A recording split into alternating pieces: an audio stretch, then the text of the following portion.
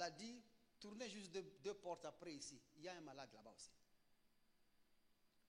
Les problèmes des couples, les problèmes des familles, les problèmes, ce sont des choses qui sont sur terre. Tout être humain rencontre ces problèmes-là. Ce ne sont pas des choses étrangères aux gens de ce monde. Mais ça reste des choses étrangères à l'homme en Christ. L'homme en Christ n'est pas censé avoir des problèmes de maladie. Parce que la constitution de sa personne n'est pas éligible à la maladie.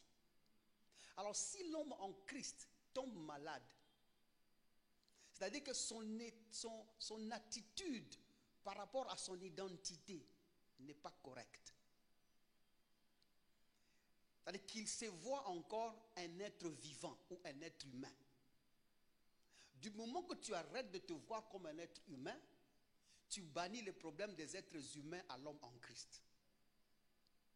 C'est là que quand nous prêchons, nous disons il n'est pas normal pour un croyant de tomber malade. Les gens disent que nous sommes dans la folie. Or, en réalité, ce n'est pas normal. Au fait, c'est étonnant. C'est comme sortir de ta barrière. Vous avez un chien chez vous? Il s'appelle comment le chien? Hein? Rox. Tu arrives le matin en sortant à la barrière et Rox, il est là en train de te regarder. Tu sors, tu es pressé, tu veux partir en ville. Et Rox te dit, Gédéon, bonne journée. Mais vous tous vous rigolez parce que vous trouvez que c'est une chose étrange. Pourquoi est-ce que vous rigolez? Pourquoi est-ce que vous êtes surpris? Parce que vous savez dans votre subconscient que Rox, lorsqu'on l'a créé, il ne lui a pas été donné les facultés de parler. Rox n'a pas de vocabulaire. C'est comme ça que c'est étrange. Parler, c'est pour les hommes, pas pour Rox. On peut encore accepter que le perroquet parle, mais pas Rox. Parce que c'est quelque chose d'étrange à Rox de parler. Votre chien aujourd'hui aura du succès. C'est quelque chose d'étrange. Rox ne peut pas parler. C'est anormal pour Rox de parler parce que dans la constitution de la personne de Rox, si on peut l'appeler comme ça, il n'a pas été ajouté de vocabulaire. Rox ne peut pas parler. Il ne sait même pas dire là, les lilo. Mais s'il te dit bonjour Gédéon ou bonne journée Gédéon, ça doit étonner. Parce que nous allons dire ce n'est pas normal. Ce n'est pas normal. Cependant, il n'est pas impossible à Rox de parler. Rox peut parler s'il est sous influence. Parce que dans la Bible que vous avez en main là, il y a un cheval qui avait parlé. Un ange a fait parler un cheval. L'ange a conversé avec Balaam. C'est Balaam ou Balak? Avec Balaam. Il lui a parlé. L'ange a formulé des vocabulaires parce qu'il était sous influence. Donc maintenant, nous pouvons dire qu'il n'est pas normal pour un cheval de parler, mais nous pouvons aussi dire qu'il n'est pas impossible pour un cheval de parler. Un cheval peut parler s'il est influencé par quelque chose. De la même manière, un croyant, pour lui, il n'est pas normal pour un croyant de tomber malade. Il n'est pas normal pour l'homme en Christ là de tomber malade parce que dans la constitution de sa personne, il n'y a pas un seul endroit où la maladie peut tenir. Cependant, si cet homme en Christ là est influencé par d'autres informations qui ne sont pas de Christ, il peut subir la maladie. Parce qu'à un certain moment, la taille des informations que tu auras va confronter la vérité que tu as en Christ là. Et tu risques de céder si tu te vois comme un homme normal. Parce qu'il y a des gens qui disent, c'est normal pour les gens de tomber malades. De toutes les façons, nous avons la chair. Nous avons la chair. Et pourtant, la Bible que tu as en main dit, nous ne sommes plus redevables à la chair. Donc il n'y a plus rien que la chair peut produire qui peut t'attirer vers le bas. La puissance de la chair a été clouée à la croix, engloutie dans le tombeau et effacée une fois pour toutes. La chair n'a plus de pouvoir sur qui que ce soit. Du moins sur celui qui a reçu Jésus-Christ comme Seigneur et Sauveur. Même ton âge, quand tu comprends qui est l'homme en Christ, on te mettra avec les gens de ton âge, tu paraîtras toujours jeune.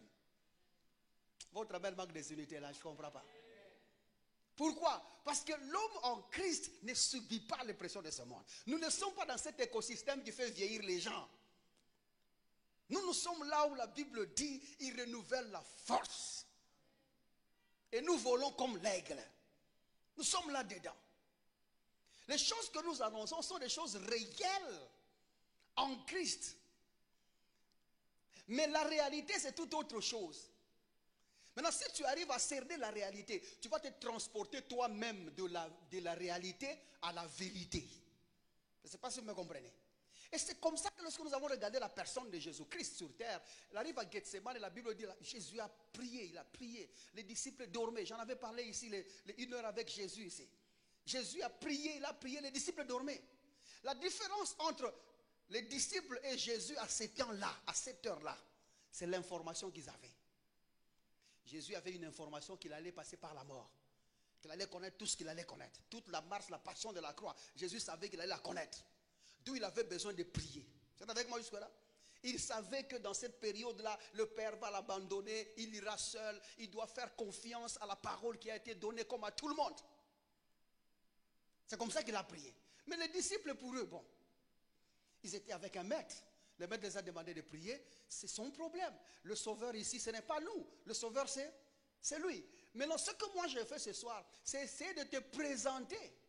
Que tu comprennes ce que tu es, ce que tu dois avoir, ce que tu dois être, ce que tu dois pouvoir.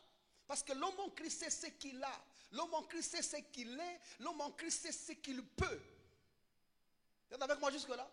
Quand tu sais ça, tu te tiens différemment. Tu raisonnes différemment. Tu vis différemment. Il ne faut pas confondre ta vie en tant qu'homme en Christ et les réalités des choses de ce monde. Tu es dans la vérité du Seigneur.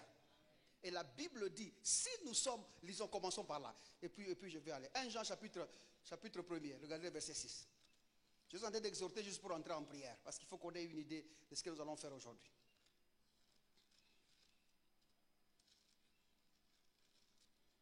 1 Jean chapitre... Du moins, ça va jusque-là? Très bien. Je ne vous entends pas, or c'est pour la prière. Ça va jusque-là? 1 Jean chapitre 1er, regardez le verset 7.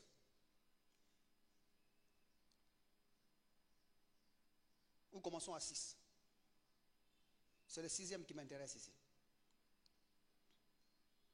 Prenons carrément 5 pour prendre le goût de la lecture. Comme ça on prend l'idée. 1 Jean chapitre 1er, verset 5.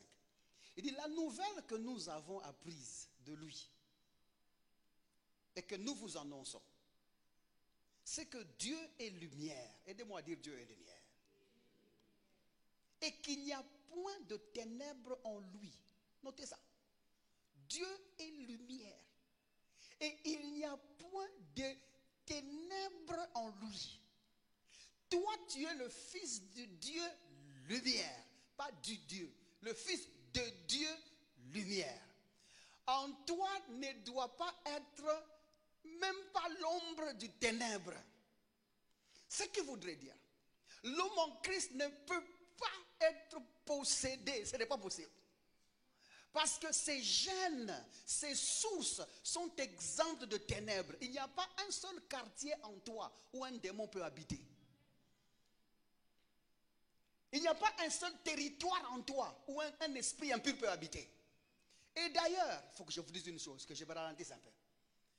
Allez demander à tous ces gens, et Rose-Croix, et Maïcarien, et francs-maçons, et sorciers du village, et même tous ces gens-là, tous ces gens que vous pensez être occultes là, allez leur poser les questions. Ils vous diront que les démons ne se promènent pas comme ça. Ils sont tous à un endroit. Pour qu'ils viennent travailler, il faut les appeler. Il faut faire des cérémonies. Ils ne peuvent pas venir par eux-mêmes. Il n'y a que dans l'église où on vous a fait croire que les démons sont en divagation. Qu'ils peuvent aller n'importe où, entrer n'importe où. Et pourtant, pour qu'un démon ait accès dans la vie de quelqu'un, c'est quelqu'un-là doit ouvrir la porte pour ce démon-là d'une manière consciencieuse. Vous êtes avec moi jusque-là? C'est comme ça que, allez voir, même tous les autres prophètes qui commencent à prendre les fétiches là, qui commencent à se convertir. Gloire à Dieu, ils commencent à se convertir. Nous pensions que c'était Dieu qui les parlait. Maintenant, ils commencent à dire que ce n'était pas Dieu. Hein? Ils deviennent nombreux à confesser. Tes amis. commencent à se confesser maintenant.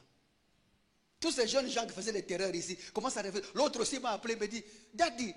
Je dis, ah, qui peut bien m'appeler Daddy? Je dis, tu es qui? Il me cite le nom. Mais il ajoute prophète au début. Je dis, prophète, je ne connais pas, non, Daddy. Vous me connaissez. Pour moi, mon problème, c'est rare que les gens m'appellent Daddy. Moi, quand les gens m'appellent, ils m'appellent pasteur ou père. Okay? Quand quelqu'un m'appelle père, je sais qu'il est de Metro Church. Quand il m'appelle pasteur, je dis qu'il est d'ailleurs, ou hein, des choses comme ça. Je dis, Daddy, c'est qui? J'essaie de raisonner. Il me dit, non, vous me connaissez. Il me cite un autre frère avec qui ils étaient. Je dis, ah oui, le frère, je connais. Il dit, un jour, on était là, j'ai à vous parler. Mais je dis, bon, mon temps, vous êtes où? Je dis, je suis à Kinshasa maintenant. Il me dit, ah, mais Daddy, il faut que je parle. Aujourd'hui, il faut que je parle. Daddy, regarde, j'ai été rencontrer un prophète, j'ai eu le pris comme modèle, comme mentor. Quand nous avons commencé à prier, voilà, je l'ai vu sortir des bougies. Il a pris des bougies vertes, il a pris des bougies rouges. Il m'a envoyé au centre-ville dans un magasin là. Il m'a envoyé acheter une poudre telle comme ça. Trop d'histoires. Vous savez, vous avez déjà entendu quelqu'un vous faire une confession, vous avez peur.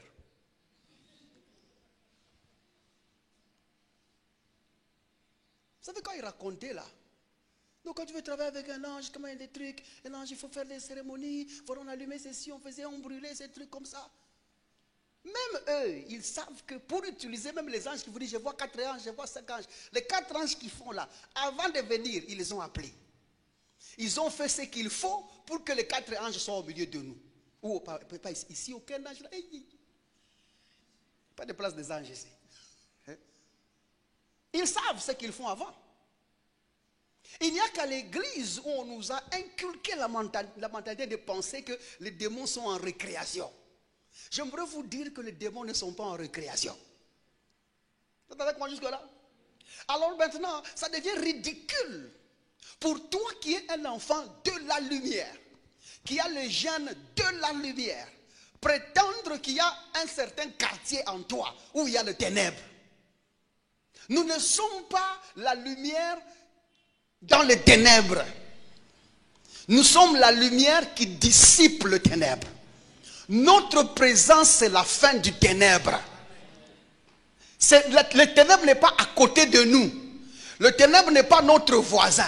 Nous ne sommes pas dans les ténèbres, nous éclairons, et puis à un certain moment, on va voir les ténèbres à gauche et la lumière là-bas. Non, nous ne sommes pas des étoiles détectables dans la ténébrosité du cosmos. Ce n'est pas ça le croyant. Nous sommes le produit de que la lumière soit. Pas de la lumière du jour, pas de la lumière du soleil. Nous sommes une personne. La lumière Christ, la lumière Jésus. Regarde avec moi jusque là. Notre présence c'est la fin du ténèbre. C'est comme ça que Jean explique avec audace. Il dit le Seigneur Jésus est apparu afin de détruire les œuvres du diable. Parce que c'est la lumière du monde. Sa présence, c'est la destruction massive de tout ce que l'ennemi a pu faire. Je ne vous parle pas comme ça pour réveiller la sensibilité ou votre attention pour dire il y a le ténèbre quelque part. Je suis venu vous dire qu'il ne peut pas y avoir, il est impossible que le ténèbre loge dans votre vie. C'est comme ça que le verset 7 continue, il dit, je rappelle d'abord le verset 5. La nouvelle que nous avons apprise de lui et que nous vous annonçons, c'est que Dieu est lumière. Aide-moi à dire, je suis lumière. Et qu'il n'y a point en lui de ténèbres. Il ne peut pas y avoir de ténèbres dans Dieu. Pour que Dieu se réveille un jour et dise, je vais t'enseigner avec la souffrance. Ce n'est pas possible. Comme l'autre là a dit, j'étais dans la maison et les portes ont claqué. Papa, j'ai eu peur, je me suis réveillé. Et le Seigneur m'a dit, ne crains point. Dieu m'a surpris. Non, non. Dieu ne fait pas peur. Il ne peut pas faire peur. Quand il est au milieu de vous, c'est la tranquillité et la paix. Il ne peut pas te faire peur. Regardez le verset 6. Si nous disons que nous sommes en communion avec lui, si nous disons que nous avons fusionné avec lui, si nous disons que nous partageons la même vie, parce que c'est ça l'intention, si nous disons que nous sommes dans cette lumière-là, il est dans la lumière que je suis la lumière qu'il est. Si nous disons ça, que nous sommes en communion avec lui, il dit, et que nous marchons dans le ténèbre. Et la il dit quoi? Nous sommes. Il dit quoi? Tout le monde, il dit quoi? Nous mentons. Et nous ne pratiquons pas la vérité. Donc c'est toi qui sais que tu as fusionné avec le Seigneur. Toi et Jésus, vous faites un seul corps. Toi et Dieu, vous faites un seul esprit. Mais quand même, tu dis que le diable, il est là en train de me combattre. Je vois les démons là-bas, je vois les sorciers là-bas. Il dit que tu es menteur. Tu es menteur. Tu l'as vu où? Parce que le diable, sachant qui tu es, il ne peut pas se tenir là-bas. Et d'abord, avant toute chose, qui l'a appelé là? Qui l'a invité là? Ta maison, c'est la maison de Job, où Dieu vient en réunion avec Satan. Hein? Chez toi, ce n'est pas chez Job. Chez toi, c'est la maison de Job. Je vous demande ici, chez toi, c'est la maison de Job. Où vous recevez Dieu, Dieu et ses fils, et Satan, et vous êtes là en train de faire une réunion. Et si vous dites ça, vous êtes menteur. Et il ajoute, il dit, nous ne pratiquions pas la vérité. Il parle ici de la vérité de l'évangile. Que nous enseigne la vérité de l'évangile? C'est que Dieu est lumière. En lui, il n'y a point de ténèbres. Tu ne peux ni penser, ni prétendre que le diable a à avoir affaire avec l'homme en Christ. Ce n'est pas possible. Ce n'est pas possible. Je pensais que là, au fond, vous allez dire amen. Ce n'est pas possible. Amen. Surtout là, aujourd'hui, je travaille avec vous autres ici. Ce n'est pas possible. Amen. Même si vous ne dites pas amen. Ce n'est pas possible. Regarde-toi d'abord, toutes ces années, tu te laisses engloutir dans un système où Dieu et le diable se battent pour une place en toi. Dieu et le diable se battent pour une place dans ta vie. Quand ça marche, gloire à Dieu. Quand ça ne marche pas, Satan sort, Satan sort. Vous pensez que Dieu peut entrer dans ta vie avec délai? Vous pensez que Dieu peut entrer dans ta vie en comptant le nombre de jours? C'est comme ça que même à Maître Church, lorsque nous marions les gens, nous leur disons clairement, nous ne vous marions pas ici dans les malheurs, hein? Dans les bonheurs et dans les pires. Non. On ne se marie pas dans le... C'est quoi? Comment j'oublie ça? Tellement qu'on ne cite pas ici, je ne me retrouve même pas.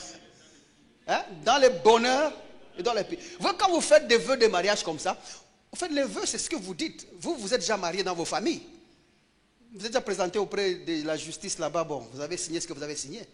Mais parce que vous êtes chrétien, vous vous êtes dit, nous voulons faire participer le membre de l'église comme témoin. Et puis aussi une occasion pour nous de dédier notre union, c'est ça, non? Parce que bon, ce que je t'ai dit devant les parents, ça n'a pas suffi. Ce que je t'ai dit à la commune, ça n'a pas suffi. Je pense qu'allons à l'église. J'aimerais aussi te dire pour que tu croies. Parce que de toute façon, ce sont les femmes qui nous amènent à l'église. Nous, on n'a même pas l'intention. Les frères, vrai ou faux? On n'a même pas l'intention. Nous, c'est déjà là, après la dot, je vais commencer. C'est vous qui voulez les robes blanches qui nous amener à l'église ici. Là, quand nous venons ici, parce que tu ne m'as pas cru là-bas, en faisant les vœux, je ne peux pas dire, je serai avec toi dans les meilleurs et dans les pires. Si j'ajoute les pires, je suis un menteur, je vais te mentir. Je vais te mentir, parce que comment allez-vous prétendre que vous auriez laissé une période de règne du diable dans votre vie? Confessez que vous vous mariez dans le bonheur et dans le pire, c'est-à-dire Dieu c'est bien, tu viendras, tu es là avec nous, tu viendras nous aider, nous allons prospérer, nous allons avancer, mais attention, rappelle-toi, à un certain moment, laisse au diable de régner quand même. C'est ce que tu es tenté de dire, non? Parce que quand tu poses des vœux d'engagement perpétuel. Parce qu'à la fin de tes vœux, tu conclus, tu dis, et si elle existe? Et si elle arrive? Pas elle existe. Et si elle arrive, la mort seule nous sépare. Parce qu'il y a de fortes chances qu'elle n'arrive pas. Paul dit, nous ne mourrons pas tous. C'est comme ça que nous disons, et si elle arrive, la mort seule nous sépare. Parce que nous ne mourrons pas tous. Maintenant, toi, tu veux que la conclusion de votre... l'unique raison de votre séparation soit la mort. Mais tu dis quand même que je serai avec toi dans le bonheur et dans le pire. Comme si tu disais à Dieu, Seigneur, avant que je ne meure, règne avec nous. Mais à un certain moment, rappelle-toi, le diable est vivant. Laisse-lui la place. L'homme en Christ se marie pour le bonheur et le bonheur seulement. Ça va jusque-là? J'ai dit bien, nous nous marions pour le bonheur et le bonheur seulement. Et ce bonheur-là dépend du choix du conjoint et du choix de la conjointe. Ce sont nos propres choix. Eh mon frère? Si nous disons que nous allons vivre dans le pire, c'est-à-dire que nous sommes menteurs. Parce qu'à ce moment-là, nous prétendons que nous ne sommes pas seulement en mesure de dégager que la vie. Nous n'avons pas que la vie. Ou encore, la lumière que nous avons là n'a pas d'intensité suffisante de dissiper toute la lumière. Ou tous les ténèbres. C'est-à-dire que la lumière que nous sommes n'a pas d'intensité suffisante à dissiper tous les ténèbres. Et pourtant, la Bible dit, parlant de Jean-Baptiste, que Jean était une lumière qui luit et qui brûle.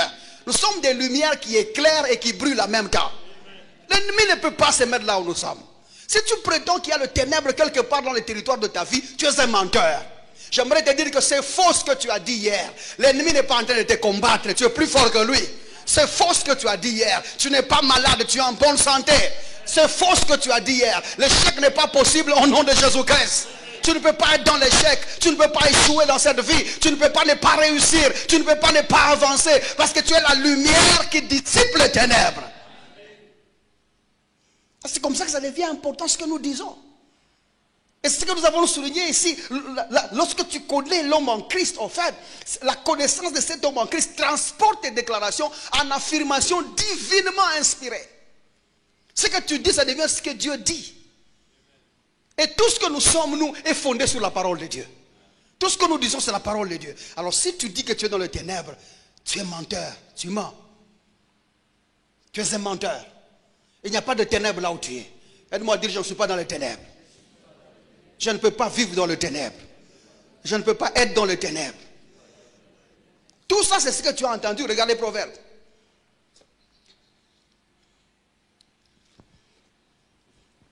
J'aimerais en prier aujourd'hui parce que je voulais exhorter quelques minutes et prier. Regardez Proverbe 18.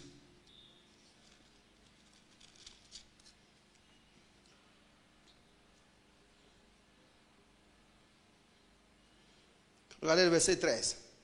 Commençons par 24 ou 23. Il dit, le pauvre parle en suppliant. Le riche répond avec dureté. La vérité de la vie, c'est autre chose. La réalité de la vie aussi, c'est autre chose. Vous êtes avec moi jusque-là? Je répète, la vérité de la vie, c'est autre chose. Et la réalité de la vie, c'est autre chose. Notre vérité de vie est en Christ. Nous sommes dans la vérité parce que nous sommes en Christ. Mais la réalité de vie, c'est ce que nous rencontrons sur la terre. Et chaque jour, je vous ai dit dans mon introduction, que le problème que vous rencontrez dehors, tout le monde en a. Chaque être humain rencontre les mêmes problèmes. Mais l'homme en Christ n'est pas censé rencontrer ces problèmes-là. Si l'homme en Christ rencontre ces problèmes-là, c'est-à-dire que son attitude n'est pas correcte par rapport à la vérité de l'évangile. Il y a des choses qu'il a entendues qu'il a amenées là. Et ça fait que tous les jours nous sommes appelés à répondre. La maladie, elle est là. Ce sont des questions en fait qu'on nous pose. La vie nous pose des questions. Elle nous pose des questions. L'existence nous pose des questions. Les besoins nous posent des questions. Les situations nous posent des questions. Et toi, dans ton attitude, là, tu ne t'étais pas. Quand tu vois qu'on te... Regarde, tu n'as pas à manger, qu'est-ce que tu fais? Tu t'étais? Non, tu réponds à cette question. Comment est-ce que l'homme en Christ ne peut pas avoir à manger? J'aime bien la question de Jésus. Vous voyez, quand Jésus ressuscite, il commence maintenant à venir chaque week-end, parler avec ses disciples en les enseignant, tout ça. Je crois la deuxième ou la troisième fois. Il trouve que lui, il arrive, mais tous les disciples ne sont pas au lieu de rendez-vous. Allez lire la Bible. Ils sont allés pêcher. Ce qui s'est passé, c'est que Jean, peut-être, ou Pierre a dit, bon, écoutez, aujourd'hui, il n'y a pas à manger, parce que ça me met le contexte, il n'y a pas à manger, allons pêcher quelques poissons. Il s'est produit un miracle là-bas, bien évidemment, mais j'aime bien ce que Jésus leur demande comme question. N'avez-vous pas à manger? On dirait comme Jésus s'étonne que ces gens n'ont pas à manger. Comme pour dire, il n'est pas possible pour ceux qui sont nés de Dieu de ne pas avoir à manger. Je ne sais pas si vous me comprenez. Cette question-là, elle est très humiliante que quand je la lis comme ça, je me dis, Jésus ne comprenait pas que... Donc Jésus pensait qu'ils vont commencer à l'attendre, il vient, il ne mange pas, il vient. Jésus a-t-il oublié? Non, Jésus seulement a relevé le fait que vous ne pouvez pas quitter un lieu de rassemblement, de rassasiement spirituel, parce que vous avez faim dans le corps. En d'autres termes, la faim aurait dominé sur vous. Vous devez dominer. C'est comme si le manger de la chair, c'est quelque chose que vous devez résoudre sans problème. Vous êtes avec moi jusque-là? Et cette attitude-là est vraie dans toutes les situations. Jésus vient dans la vérité de sa personne, mais il vit encore avec les gens qui n'ont pas encore compris la vérité de qui il est, la vérité de l'homme en Christ, les gens qui ont encore des besoins dehors. Et Jésus cherche ces gens-là qui ont fini les besoins dehors, qui ont traversé les besoins de dehors, qui savent que là dehors, ce sont les questions qu'on nous pose tous les jours. Vous vous réveillez le matin, on vous pose une question si vous allez manger ou vous n'allez pas manger, mais vous ne réfléchissez pas au fait que vous n'avez pas, parce que vous avez tout pleinement en lui. C'est ça, non?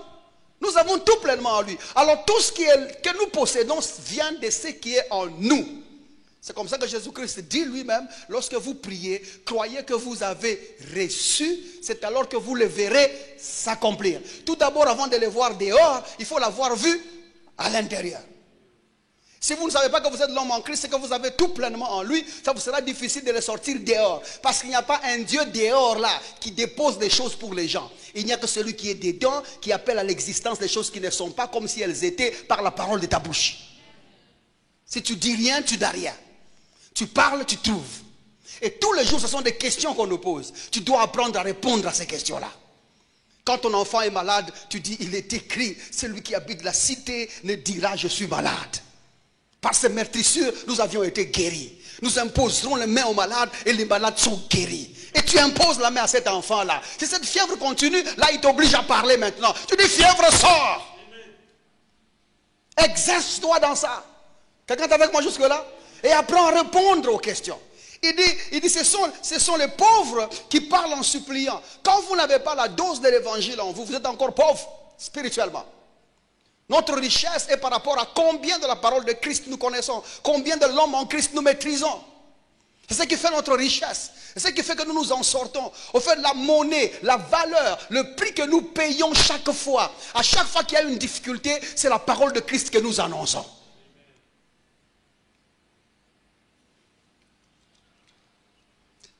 Elle ajoute, et le riche répond avec dureté. Il faut apprendre à répondre avec dureté. Ne laisse pas un instant la maladie. Ne laisse pas un instant la souffrance. Parce qu'il y a incompatibilité. Qui tu es et ce que tu vis dehors ne peuvent pas être de la même manière. C'est toi qui dois ramener l'ordre dans ça au nom de Jésus-Christ. Et pour que ce soit effectif, regardez ce que le verset 13 dit. Du même chapitre 18. Proverbe chapitre 18, le verset 13. Il dit ceci. Celui qui répond avant d'avoir écouté fait un acte de folie et s'attire la confusion. Plusieurs personnes sont dans la confusion parce qu'ils veulent répondre à la vie, ils veulent confesser des choses sans avoir écouté. C'est comme ça que nous nous donnons la peine d'enseigner l'homme en Christ. Que tu connaisses ce que l'homme en Christ possède, que tu connaisses ce qu'il a, que tu connaisses ce qu'il peut et tu connaisses ce qu'il est. Quand tu connais de ce que tu connais de l'homme en Christ, tu peux puiser et dire quelque chose. Mais si tu commences à parler sans connaître les choses, tu vas les parler en confusion. C'est comme ça qu'il y a des gens qui confessent, qui meurent en confessant. Il y a des gens qui confessent, qui souffrent, qui confessent, qui souffrent, qui confessent, qui souffrent en confessant. Il y a des gens qui ont des douleurs, qui confessent, qui douloureuses en confessant. J'ai la fièvre, tu confesses, tu as la fièvre, tu confesses, tu as la fièvre, et finalement, tu finis par, tu es là, on te trouve sous perfusion, on te perfuse, c'est qu'il n'est pas une mauvaise chose de toutes les façons, mais on te perfuse quand même, tu es là, tu dis, et pourtant j'ai confessé. Ça allait être grave si je n'allais pas confesser. Non. Non. Dans ta confession, là, manque l'information de qui tu es. Il faut seulement être sincère et dire, non, cette fois-ci, ça faisait longtemps, j'ai voulu qu'on me paie tranquillement. Il ne faut pas chercher à spiritualiser. C'est ce que je vous disais l'autre fois. Quand vous trouvez les chrétiens qui ont malaria, notre propre malaria ici, allez voir les païens avec la malaria. Dites, tu t'es absenté hier où je prenais ma cure. C'est ça, non? Sans problème. Je prenais ma cure. Et aujourd'hui, mon père faisait un peu en retard. C'est comme ça que je suis en retard. Ah bon, d'accord, tu es là. Oui, je me sens un peu frévuleux, mais après ça, je cours pour aller me soigner là. Ça va aller. Ça, c'est les païens. Allez demander aux chrétiens. C'était comme, non, ma tête a tourné toute la nuit. J'ai entendu des voix. Les gens me réclamaient. J'ai vu l'exclamation. Les gens m'appelaient. C'était clair. Et puis quand on ouvrait la fenêtre, il y avait un grand vent. Nous sommes dans la saison sèche. Et puis les chats du voisin, les déployés, je disais que le voisin a quelque chose. Quand les chats pleuraient, la tête me faisait très mal. Donc les mions là, je l'entendais comme ça commençait ici, ça sortait là-bas. Mais les effets que tu as, c'est la malaria. La malaria, c'est la malaria. La malaria, en vrai terme, c'est le terme poli de folie. C'est la malaria. Et la malaria, ça fait faire des choses. Ton corps va les sentir autrement. Ce que je dis là, vous ne connaissez pas ça? Les frissons, vous allez les sentir. C'est la malaria. Tremblement, vous allez trembler. C'est malaria. Réveille les gens tête en bas, tête en haut. C'est la malaria. Ça arrive à tout le monde, aux païens et aux chrétiens. Mais les chrétiens vont commencer à philosopher. Comment c'était les attaques. Non, c'est froid là. Non, je n'ai jamais senti un froid comme ça. Tous les os me faisaient mal. Vous-même, vous êtes en train de confesser que les démons ont travaillé dans l'homme en Christ. Vous êtes des menteurs. Vous donnez une place à l'ennemi et la gloire qu'il ne mérite pas. À partir d'aujourd'hui, il ne régnera pas dans vos vies au nom de Jésus-Christ. Ne lui laisse même pas un instant. N'aie jamais donné la parole aux faits. Ce que tu dis là pèse. Ce que tu dis a de la valeur. Ce que tu dis a de l'importance. Même quand tu sens que ce que je ressens dans mon corps là c'est la malaria, ne le dis jamais. Ne le confesse pas. Parce que quand tu vas le dire, ça va commencer. Jusqu'à ce que tu ne dises, c'est encore rien. Donc tu peux continuer à dire qu'il soit qui fait du bruit dans mon corps là. Écoute-toi là, tu t'étais au nom de Jésus. Ça ne... Et tu verras que demain tu te réveilles en bonne santé. Mais si tu commences là, je ne sais pas si c'est quoi. Et comme tu commences à penser à tous les gens que tu as salués. Et si tu as un magasin, donc tu vas penser à tous tes clients. Lequel des clients est venu et t'a parlé d'une certaine manière pour que ce soir tu te retrouves comme ça. Et si par hasard le client avait essayé la chemise, il l'a enlevé et il t'a demandé de l'essayer pour voir si c'est la taille de son jeune frère. Toi aussi tu as porté et tu as essayé, c'est ton magasin. Et le soir tu as la fièvre. Déjà tu dis quoi? C'est les clients. Vous voyez, l'homme en Christ ne peut tomber malade que s'il a été influencé par une autre information. Si tu te laisses entraîner par une autre information, tu vas souffrir. Reste toute l'information qu'il y a en Christ. Et tu vas gagner toute ta vie au nom de Jésus-Christ. Nous autres ici, qu'il pleuve ou qu'il neige, Jésus est Seigneur. Que ça fasse mal, que ça fasse du bien, Jésus est Seigneur. Qu'on ne m'insulte pas, Jésus est Seigneur. Je ne bouge pas par les choses qui sont dehors. Parce que je veux suivre ce qu'ils me disent. C'est-à-dire que je me déconnecte de l'information en Christ et je m'associe à l'information des hommes. À ce moment-là, même Dieu que je confesse, là, il va me dire, qui t'a dit que tu es nu? Qui t'a dit que tu es malade? Qui t'a dit que tu souffres? Qui t'a dit que tu as des douleurs? Qui t'a dit que tu es infirme? Qui t'a dit que tu ne vois pas? Qui t'a dit que tu n'as pas d'argent? Où est-ce que tu as trouvé cette information-là? L'homme du jardin d'Éden a été influencé par notre information. Regardez sa fin. Mais toi, tu es l'homme en Christ. Tu ne peux pas céder à ça au nom de Jésus-Christ. Tiens fort au nom de Jésus. Quelqu'un est avec moi jusque-là? Donc pour donner une bonne réponse et éviter la confusion, il faut avoir entendu. Il faut connaître ce qui est dit de l'homme en Christ. Si tu ne connais pas, tu vas dire les choses d'une manière hasardeuse. Hébreux chapitre 11, on termine avec ça. Puis on va entrer en prière. J'ai besoin qu'on prie un peu une vingtaine de minutes, ou même plus.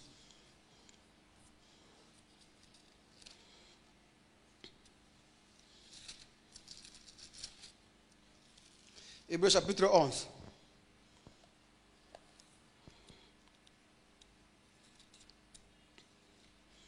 Regardez le verset 3.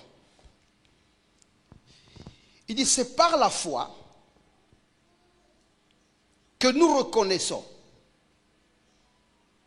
que le monde a été formé par la parole. La mise en forme du monde a été faite par la parole.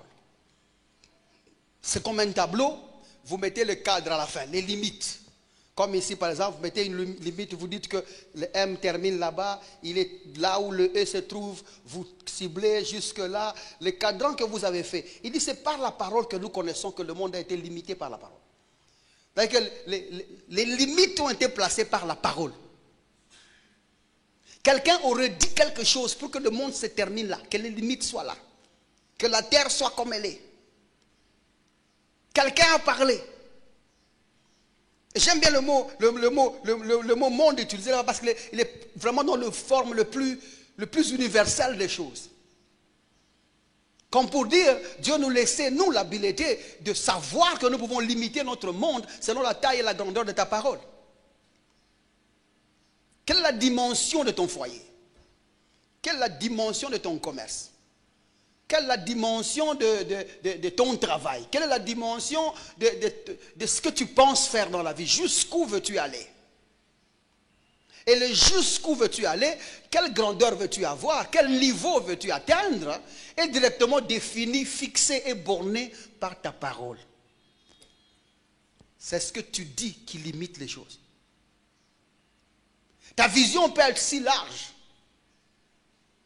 mais tu ne recevras que à la taille de ce que tu aurais dit. Est-ce que quelqu'un me comprend jusque-là? Et c'est quelque chose que moi j'ai expérimenté dans ma vie. Plus je parle de quelque chose, je me rapproche de cette chose. Plus je parle de cette chose, plus j'obtiens cette chose. La parole fonctionne. Et d'ailleurs, même hier, j'ai discuté avec un frère. Il me demande pas, j'ai parlé d'un truc là. Il me dit, ah, tu parles beaucoup de cette chose. Je parle de ça parce que je veux cette chose-là. Plus je parle, plus je me rapproche de ça. Jusqu'où tu peux aller? Pour savoir les dimensions de la vie d'une personne, regarde ce qu'il dit. Si tu te promènes avec quelqu'un qui a tout le temps des paroles courtes, quand je parle de paroles courtes, je ne veux pas dire courtes phrases. Paroles courtes, ça veut dire des paroles limitées. Faim, il n'y a pas d'argent, nous souffrons. Fuis cette personne déjà demain. Si vous êtes assis avec cette personne dans l'église, dites toi et moi, c'est aujourd'hui que ça finit. Ça finit. Ne sois pas avec des gens qui parlent court. Tu dois t'associer avec des gens qui parlent éternité, qui parlent profondeur, qui parlent grandeur, qui parlent progrès. Des gens qui parlent vie spirituelle intense. Des gens qui parlent connaissance de la parole. Pas des gens qui sont avec toi dans des slogans. Des gens qui raccourcissent la vie avec leurs paroles. Il ne faut pas être avec eux. Tu es avec des gens qui maudissent ces pays tous les jours. Il ne faut pas être avec eux. Parce que tu vas aller où? Tu n'as que ces pays. Tu vas aller où? C'est un mauvais associé. Tu dois dire à ton voisin, je t'ai découvert. C'est fini. C'est pas toi de cette personne-là. Tu es là avec ton fiancé, vous voulez vous marier, mais il est tout le temps, quand tu le vois, même sortir 1000 francs ici, donc il faut t'expliquer comment il a eu ces 1000 francs. Donc quand il faut que tu utilises ça, il faut que tu utilises à bon escient, parce que tu n'utilises pas bien, regarde, j'ai du mal à trouver, et puis tu ajoutes même, tu ne connais pas quel sacrifice je vis pour te donner 1000 francs. Ne l'épouse pas. Ne l'épouse pas. Ne l'épouse pas. Je viens de tuer le mariage de quelqu'un. Ne l'épouse pas. Tu dois t'associer avec quelqu'un qui voit l'avenir, qui veut construire, qui veut aller loin. Donc tout ce que vous voulez, non seulement dans le mariage, même dans la société, même dans ce que vous travaillez. Tu t'associes avec quelqu'un pour travailler, il est là, non. Tu vois, quelqu'un qui parle bien, il entre, même si c'est ton magasin, même si c'est ta boutique, même si c'est ta maison où tu habites, quand il entre seulement comme ça, quelqu'un de vision, quand il va te dire, je trouve que cet endroit est petit pour toi. Ça, c'est une bonne personne. Quand quelqu'un entre là-bas chez toi, il trouve, c'est bien, ajoutez les rideaux ici. Donc il est en train de te cloisonner. C'est quelqu'un sans vision. Ces gens comme ça, sépare-toi d'eux. Et sépare-toi d'eux au nom de Jésus-Christ. Tu n'iras nulle part avec ces gens comme ça. Les gens qui ont des limites dans leurs paroles. Les gens qui sont courts dans leurs paroles. Ce n'est pas des bonnes personnes. Nous sommes de ceux qui établissons des limites de tout un monde. Ton lieu de travail, c'est ton monde à toi. Quelle est la grandeur de ton lieu de travail? Quelle est la grandeur de tes études? Jusqu'où tu vas aller avec tes études? Pas comme ce gars-là que j'ai trouvé en train de jouer au jeu des dames et il s'est plaigné du fait que sa fille de 15 ans avait été chassée des études parce qu'il n'avait pas l'argent pour payer. Et il s'est plaigné. Il disait, oh non, les études ici, ça commence à traîner. Et de toute façon, moi, sa mère, je l'ai épousée à 16 ans. Si elle reste à la maison une année, 2025, tu raisonnes comme ça. Tu vois, un tel père, c'est un mauvais père. Au même instant, j'avais envie d'aller prendre cette fille-là et l'amener chez moi. Parce que là, moi, je crois dans des filles universitaires, des filles qui font de grands projets, des filles qui deviennent présidents de la République, des filles qui partagent la parole, des filles qui prêchent. Je crois dans ça. Pas dans les gens qui se limitent comme si... Nous sommes en 2025, ici, ce n'est pas au village. Ces gens comme ça, sépare-toi d'eux. Même si c'est ton père, sépare-toi de lui. Trouve-toi une tante où habiter. Trouve-toi un oncle, là où on voit la grandeur de ta vision. Va vivre là-bas. Quelqu'un me comprend jusque-là? C'est un mauvais père. Un mauvais père qui fait peur. Tous les deux fonctionnent. Hein? Quitte-le. Il dit, c'est par la foi, la doctrine, que nous connaissons que le monde a été fait par la parole de Dieu. En sorte que ce qu'on voit n'a pas été fait des choses visibles. Ce qui veut dire, la grandeur de ce que tu vois a été déterminée par la taille de ta parole. Tout le monde peut avoir de chaises, mais tout le monde ne peut pas avoir la même chaise. Tout le monde peut avoir un poste, mais tout le monde ne peut pas avoir le même poste. Il y a certaines personnes, vous les mettez à un poste qui est foutu, qui ne produit pas. Tout le monde craint ces bureaux-là. Je connais même un frère là que j'aime beaucoup. Il était à la douane ici. Chaque poste, on l'a mis, les gens l'ont envié. Mais ceux qui sont passés après lui ont échoué toujours. Lui, quand il était là, je l'ai même rencontré un maquin là. Je lui ai dit, on a discuté même de ça. Il dit, c'est la grâce que Dieu m'a donnée. Les bureaux abandonnés, lui, quand il était là, il crée un truc et les gens commencent à envier. Il a construit des maisons sur cette ville ici. Son nom était connu sur cette ville ici. Mais il y a certaines personnes. Donc déjà, avant d'aller là-bas, ces paroles déjà ont déjà ensorcelé l'endroit. Il ne faut pas être reporter de ce que le diable dit. Sois reporter de ce que Dieu a dit. Dieu est éternel. Dieu est infiniment grand. Dieu est infiniment puissant. Répète ça. Parle comme parlerait un Dieu grand. Parle comme parlerait un Dieu infiniment grand. Parle comme parlerait un Dieu puissant. Parle dans toute puissance. Parle en toute grandeur. Parle en toute majestuosité. Quand tu confesses les choses, parle comme si c'était Dieu qui disait la même chose. Parce que l'homme en Christ transporte ces paroles-là. Ces paroles sont transportées en des déclarations ou affirmations divinement inspirées. Tu prends la place de Dieu, tu parles comme Dieu devrait parler. Et surtout quand il faut parler de ta propre vie, mon frère, ne blague pas. Parce que personne n'aime ta vie que toi-même. C'est ça, non? Il ne faut pas vivre les comment est-ce que les gens pensent de toi. Aucune personne pensera ici bien de toi. Il n'y a pas. Est-ce comme ça que je te prends avec, tu prends un taxi et puis tu veux descendre, tu lui demandes c'est combien que je paye. Il te dit boss, toi pense à moi. Donc toi tu as quitté la maison le matin pour venir que les clients pensent à toi. Et tu penses que tous les clients pensent grandeur sur toi. Le monde il est méchant. Le monde il est cruel. Personne ne pense du bien de l'autre. C'est comme ça que l'amour est une loi. Est-ce que nous comprenons là? Si naturellement nous pouvons aimer notre prochain, Jésus ne nous demanderait pas ça. Si naturellement je pouvais aimer mon frère, avoir Dieu n'aurait pas de preuve comme aimer son prochain. C'est parce qu'il est dur et difficile que quelqu'un t'aime, qu'on l'a exigé de t'aimer au nom de Jésus-Christ. Il faut pas commencer à demander à tout le monde, tu fais un grand travail et puis tu es là, celui pour qui tu as travaillé te dit, bon, c'est combien que je te paye? Tu dis, non boss, tu penses à moi. Il dit, mais donne-moi le prix, oh non, boss de boss.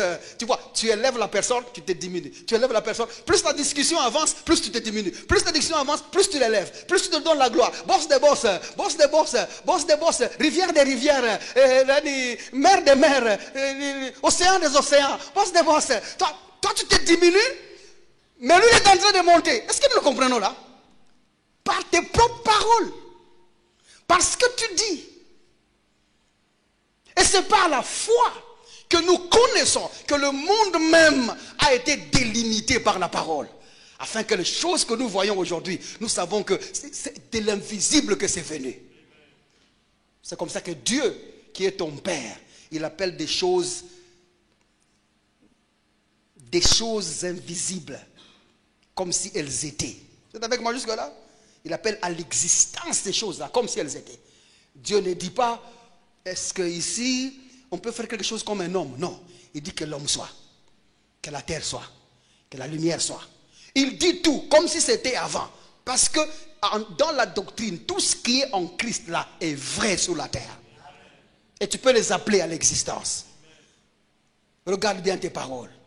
Aujourd'hui, nous voulons entrer dans cette première porte de l'homme en Christ, qui connaît ce qu'il dit et qui manifeste ce qu'il dit. Alors là où tu es, on acclame le Seigneur d'abord et nous allons tenir debout parce qu'on veut avoir du temps pour essayer de prier un tout petit peu. Tiens-toi debout là où tu es. Tiens-toi debout là où tu es. Nous avons dit que jeudi c'est un culte de prière. Donc chacun tournoie comme il tournoie. Nous ne sommes pas confinés à un endroit. Laissez-nous aussi le temps de venir vous aider là où vous êtes. Et de toutes les façons, aujourd'hui on a privé de tout le monde. Pas d'instrument, tout le monde prie. Tout le monde prie. Oh, c'est ça non? Tout le monde fait quoi? Tout le monde prie. C'est-à-dire, je ne veux pas vous entendre là prier. C'est ta propre vie. Aujourd'hui la charité bien ordonnée commence par... Je t'ai demandé de prier pour quelqu'un. J'ai demandé de prier pour toi-même. Et j'ai balayé tout ce qu'on peut dire aujourd'hui pour que tu parviennes à comprendre quelque chose. C'est comme ça que nous allons commencer par la chose la plus élevée. Nous allons dire, Seigneur, nous t'adorons aujourd'hui. Bénis le Seigneur pour quelques minutes. Essaie de l'adorer. Pendant que tu l'adores, pas en bourdonnant. Je vous ai dit, l'homme en Christ est adorateur. L'homme en Christ ne dit pas, je veux t'adorer, Seigneur. Je veux t'adorer, Seigneur. Non. L'homme en Christ est créé pour adorer le Seigneur. Ou encore, laisse-moi t'adorer Jésus. Qui t'a retenu pour que tu ne l'adores pas? Qui te tient? Lève la voix, tu élèves le Seigneur. Tu sais ce qu'il a fait pour toi en Christ. Je ne te demande pas de dire ce qu'il a fait pour toi, ce qu'il a fait, le fait que tu as acheté un véhicule ou pas. Je te demande de dire en adoration ce qu'il a fait pour toi en Christ. Et la Bible dit, les saints hommes lèvent les mains. Ils lèvent les mains en prière. Lorsque nous prions, nous élevons les mains en forme de liberté pour dire, Seigneur, nous t'adorons. Nous savons ce que tu as fait pour nous. Quelqu'un est avec moi jusque là? Laissez-moi entendre votre amen comme les gens qui prient. Alléluia. Alléluia. Nous avons besoin de prier. Il ne faut pas t'inquiéter. Aujourd'hui, si tu veux, ne prie pas en français, ne prie pas. Non. Nous prions dans la langue que nous comprenons et nous prions en esprit. Quelqu'un me comprend jusque là? En fait, nous prions dans la langue que nous comprenons, nous prions en esprit et nous prions en langue si possible. Ça va jusque là? Et la prière que nous voulons, c'est prier en langue d'abord. C'est la bonne d'ailleurs. Mais là, nous adorons le Seigneur. Quelqu'un est avec moi jusque là? Chantons d'abord ça. Tu es Yahweh, tu es Yahweh. Tu es Yahweh, tu es Yahweh. Tu es Yahweh, Alpha et Oméga. Tu es Yahweh, Alpha et Oméga. Oh, tu es Yahweh.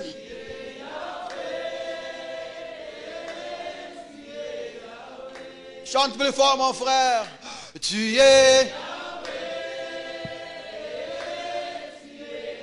Oh, tu es Yahweh, tu es Yahweh, Alpha et Oméga. Tu es Yahweh, tu es Yahweh, Alpha et Oméga. Dis-lui qu'il est Seigneur. Élève-le en prière. Dis-lui merci Seigneur. Laisse-moi t'entendre d'ici. Exalte le Seigneur. Proclame ses bontés. Proclame ses bienfaits. Cette diffusion a été sponsorisée par des frères et sœurs qui croient en l'avancée de l'évangile de Jésus-Christ et Jésus-Christ crucifié sans additif. Si vous désirez vous joindre à eux, veuillez nous contacter au +243 99 000 27 60 ou encore par email à l'adresse mail